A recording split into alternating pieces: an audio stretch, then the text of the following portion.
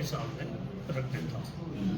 دیکھیے یہ جو کانفرنس ہے اس کے دو فنڈامنٹل پرپسز ہیں، دو مولک پرپس ہیں۔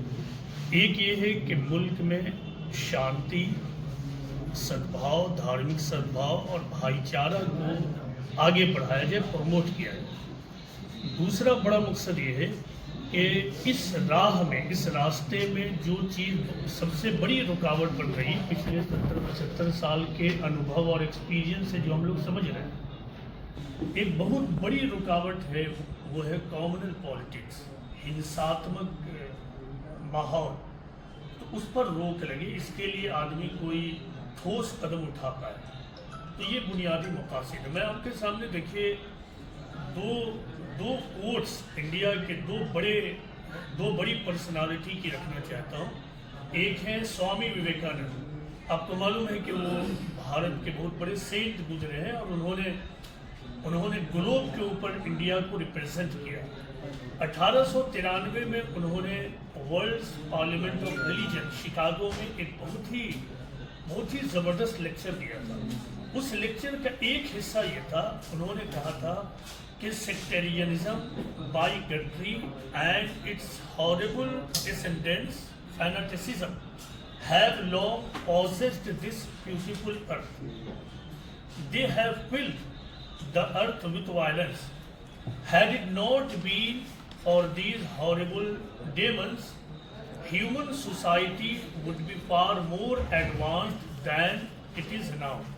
اس کا مطلب یہ تھا کہ سیکٹیرینزم، بائیگٹری، فرقہ پرستی اور اس کی جو خوفناک اولاد ہے وہ کیا؟ فینیٹسزم، دھارمک جنون۔ اس نے ہماری پوری زمین کو نفرت سے، ہنسا سے بھر دیا۔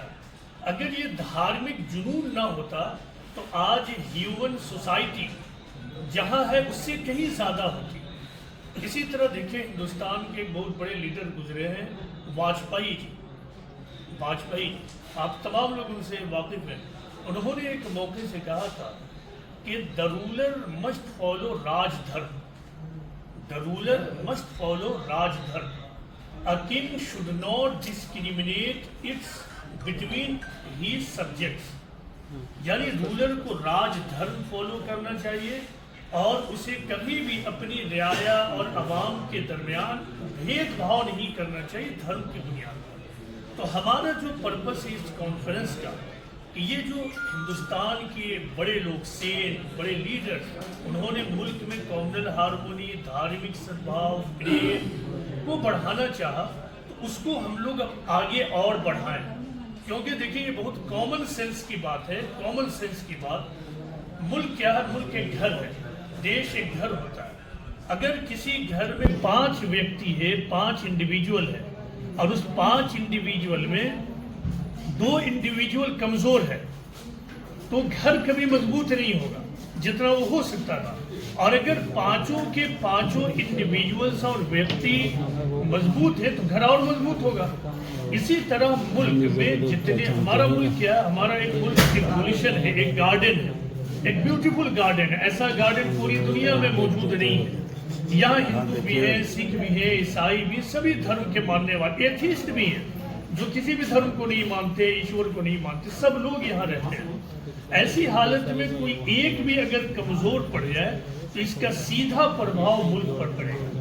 اگر یہاں کے ویکتی طاقتور ہوتے تو ملک طاقتور ہوتا۔ دیکھیے ایک بات یاد رکھیے کہ ہمارا ملک بھارت میں سپر پاور بننے کی تمام وشیشتائیں اور گن موجود ہیں۔ اس راستے میں اگر کوئی چیز رکاوٹ اور آبسٹیکل ہے، بادھا ہے، تو وہ ہے کامنل پالیٹکس، نفرت کا ماحول اور ہنساتمک ماحول۔